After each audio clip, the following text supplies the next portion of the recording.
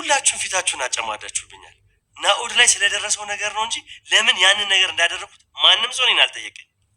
ዴቭ፣ ዳዊት አንቺ እንዳልሽ የሚታዘንለት ሰው አለ። ምክንያቱም እኔ እንደዚህ ያደረገኝ እሱ ነው። እኔ ሳልፈቅድልሽ ወዴትም መውጣት አትችይም። አሁን ተመልሰሽ ግቢ። ዳዊት ላይ ያለኝን እቅድ በቅርቡ መጥቼ ያሳውቅሻለሁ።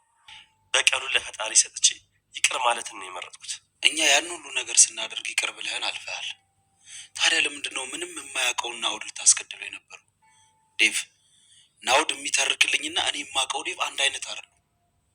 ይኸውልህ ባንቴሮ፣ ይቅርታ ዴቭ፣ መታጠቢያ ቤት ደርሼ ልምጣ? ተጸየፍከኛል? ምን ማለት ነው? እንዴት አንተን እጸየፈዋለሁ? ብጸየፍም የምጸየፈው አለምን ነው። ውድ የሆነውን ማንነታችንን እንጥቃናለች።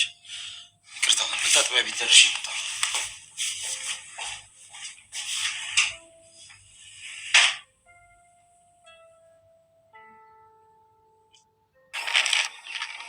ቆይ ምንድን ነው የተፈጠረው? ንገሪኝ እንጂ። ወንድምሽ አይደለው እንዴ? እኔ ወንድሜ ነህ እና የተፈጠረውን ነገር አነግሪኝ። ይቅርታ ግን አሁን ልግባ? እሺ ግቢ።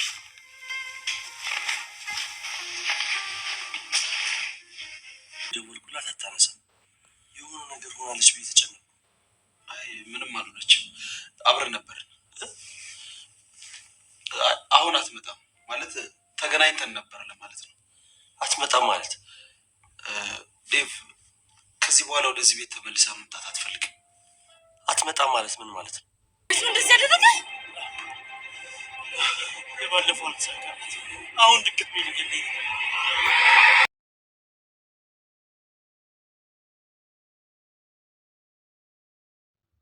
በፍቅር የተሞላው ቤት ከደፈረሰ ሰንበትበት ብሏል። ዛሬም ዴቭ ሌላ ከባድ ችግሮችን እያስተናገደ ይገኛል። በዚህ መካከል ላይ ናኦድ ወደ ህይወቱ መጥቷል። ይሄ ማለት ደግሞ አሁን ላይ ከሔዋን ጋራ ሊጋቡ ወይም ደግሞ ኑሯቸውን ሊመሰርቱበት በተዘጋጁበት ወቅት ነበረ ናኦድ መጥቶ አሁን ቤታቸውን ሲኦል አድርጎባቸዋል። ለሁላቸውም የግል ማስጠንቀቂያ እየሰጠ ይገኛል። አንድም በእኔ ትዕዛዝ ትሄዳላችሁ፣ ያለበለዚያ ደግሞ እኔ ራሴ በመሄድበት መንገድ ሄጄ እያለ ለሁላቸውም ማስፈራሪያ የሚሰጠው ናኦድ ማን ነው? ከስተጀርባው ማን ሊሆን ይችላል? ናኦድ ትናንትና ሞቷል ተብሎ ተቀብሮ ተረስቶ ነበረ። አሁን ላይ እንዴት አፈር ልሶ ተነሳ የሚለው ለነሱም በህልማቸው ያዩትና የተመለከቱት እስኪመስላቸው ድረስ ግራ ተጋብተዋል። ዴቭ ዛሬ ላይ ሁሉም የዋለላቸው ውለታቸውን እየበሉ ይገኛሉ። እያንዳንዳቸው ትዝብት ላይ ወድቀዋል። ዴቭን እያገለሉትና እየናቁት እንዲሁም ደግሞ እሱ ላይ ያላቸው ትልቁ እምነት እየተሸረሸረ ይመስላል። ሁሉም የሚመለከቱት በመጥፎ አይን ነው። ሌላው ቀርቶ ባንቴሮን እንኳን ስንት መከራና ችግርን ከዴቭ ጋር አሳልፎ በዴቭ ረጅነትና አጋዥነት ዛሬ እዚህ ደረጃ ቢደርስም አሁን ግን በጥርጣሬን መመልከቱና እንዲሁም ደግሞ ለዴቭ ያለው ግምትና አስተሳሰብ የተለየ መሆኑ ዴቭን አናዶታል። እንድትጸየፈኝ ቻልክ አይደለም በማለት መጸየፉንና እንዲሁም ደግሞ አብራ ከዚህ በፊት የቀደመውን ጊዜ ለማስታወስና እንዲሁም ነገሮችን ወደ ኋላ ለማለት አለመቻሉ ያናደደው ዴቭ፣ በሌላ በኩል ደግሞ አሁን ላይ ሉሊት በራሷ ብዙ ነገሮችን እንደታዘቧት እያየን ነው። ምክንያቱም እግሯ ባመራው እደጅ ወጣ ስትራመድ አይተናል። ወንድሜ ሰው ገድያለሁ እያለ ነው እንዴ የሚለውን ብቻ ነው እንጂ ከዚህ በኋላ ታሪክ ከጀርባው ምን እንዳለ ወይም ደግሞ ዴቭ ምን አነሳስቶት ይህን ነገር እንዳደረገ አንድም ሰው የጠየቀው የለም። ሁሉም በጅምላ ሲፈርዱትና አንተ እንዲነህ አንቺ እንዲነሽ ከብሎ ከመናገር ውጭ ለምን ነበር ይሄ ነገር የተፈጠረው? መቼ ነው? ምንስ ተፈጥሮ ነው ይሄ ነገር የመጣው ብለው ከመጠየቅ የዘለለ ነገር አንድም ሰው ያደረገ የለም። ሁሉም ግራ በተጋባ ስሜት ውስጥ ሆነው የዴቭን መወንጀል ነው እንጂ እነሱ ከዴቭ ጀርባ የተደበቀውን እውነታ ወይም ደግሞ ከናኦድ ጀርባ የተደበቀውን እውነታ ሊፈልገው ለማግኘት የቻላቸውን ነገር ያደረጉ አይደለም። አሁን ላይ ሉሊት የሰማችው ነገር ስላለ በዛ ቅስፈት ውስጥ ይሄንን ነገር በውስጧ መያዝ አልቻለችም። ከቤት ወጣ ልብሷን ይዛ ለመሄድና ለመጥፋት ባሰበችበት ሰዓት እንግዲህ ከዚህ ቀደም የሚያሳድዳት ከሀገሯ ጀምሮ እስካሁን ድረስ እሷን ለጋብቻ የሚጠይቃት ሰው ከኮማ መንቃቱን በሰማች ጊዜ በቀጥታ ልብሷንም ይዛ ለመጥፋት ያሰበችበት ወቅት ነበር። ናኦድ መጥቶ ወደ ቤትሽ ተመልሰሽ ግቢ፣ እኔ ምልሽን ታረጊያለሽ፣ ዳዊትን በሰው ፊት ዝቅ አድርገዋለሁ፣ ያለውን ሀብት ንብረት ራቁቱን አስቀረዋለሁኝ፣ በዛ ጊዜ እንተዛዘብበታለን በማለት ይህንን ብቻ እንድታግዘው እያደረጋት ይገኛል። ያለበለዚያ ግን እኔ በራሴ መንገድ ሄዳለሁኝ፣ ግን ደግሞ ለዚህ ዋጋ ትከፍያለሽ። አንቺ አሁን አባትሽ ሞቷል፣ ቀጣይ እናትሽ ወይም እና ደግሞ ራስሽን ታጫለሽ በማለት ማስፈራሪያውን ቀጥሎባታል ማለት ነው።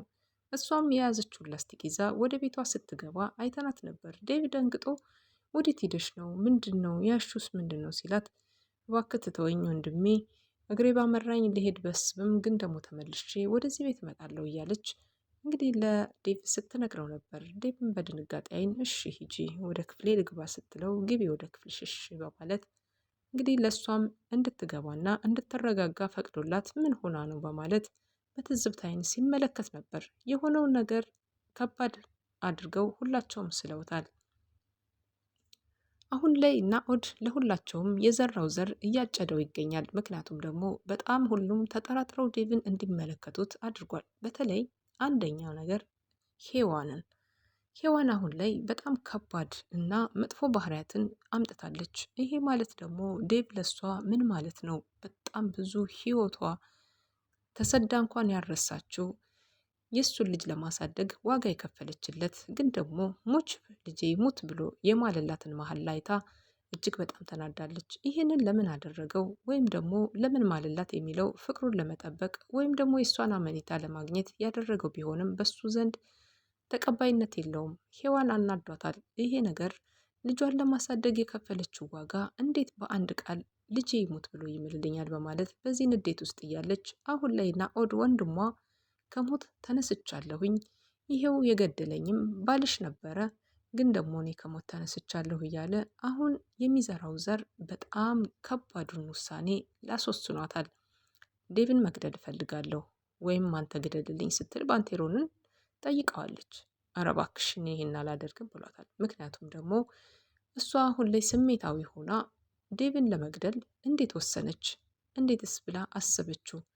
ምክንያቱም ደግሞ ይሄንን ጥላቻዋ የተነሳባት ወንድሜ እንዴት በህይወት እያለ ሞቷል ተብዬ መቃብር ሳየሁ፣ ከዛ ባሻገር ደግሞ ከናኦድ ጀርባ ሌሎቹም ያልተነገሩለት ስውር ታሪኮችና ባህሪያቶች ይኖራሉ።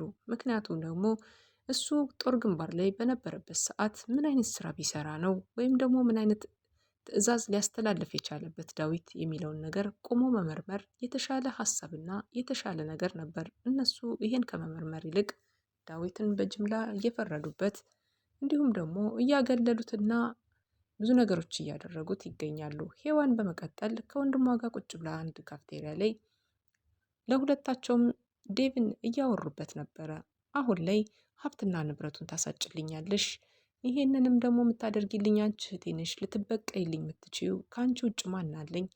ተስፋ ያደረግኳት ብዙ ነገር የሆንኩላት የናፈኩላት እህቴ ይሄን ነገር ካልተበቀለችልኝማ ምኑን እህት ናት? በማለት ሙቼ በቀረው ነበር በማለት እሱም ነገሮችን ለሄዋን እያስረዳት ነበር።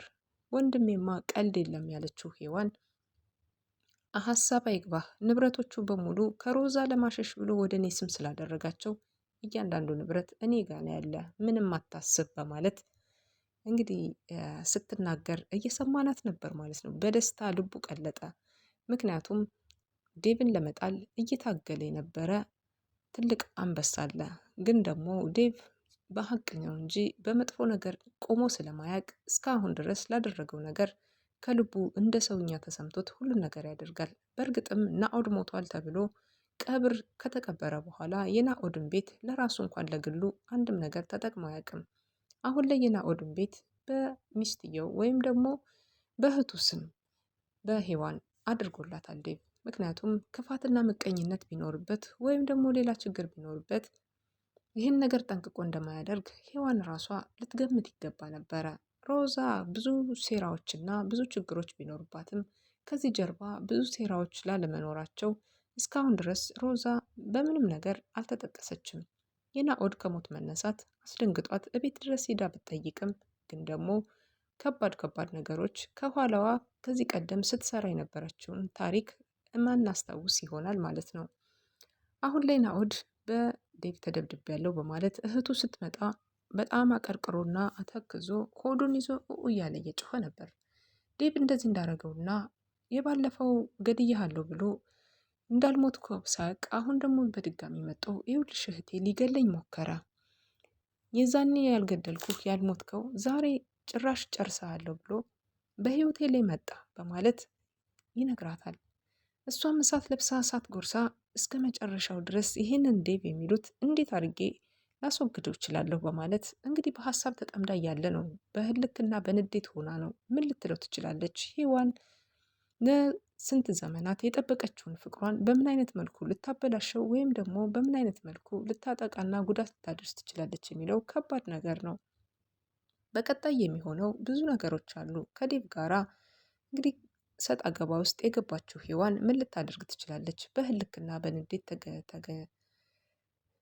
ተነሳስታ እሱን ህይወቱን ልታበላሽ ትችላለች ወይስ ዴቭ ሲራብ ሲጠማ ሲራቆት እንዲሁም ደግሞ በደልና ችግሮች ሲደርስበት እያየች ዝም ልትል ትችላለች? ነገሩ በጣም ከባድ ነው። የሉሊት ውሳኔና እንዲሁም ደግሞ የሔዋን ሌላውም ደግሞ የባንቴሮን ውሳኔ ከባድ ነገር አስከትሏል። አሁን ላይ ዴቭ ሁላቸውንም እየታዘባቸው የተገኘ ቢሆንም የትኛው ከዴቭ ጎን ሊቆም ይችላል? እናንተስ እስኪ ገምታችሁ ጻፉ። ከዴቭ አጠገብ ማን ሊቆም ይችላል?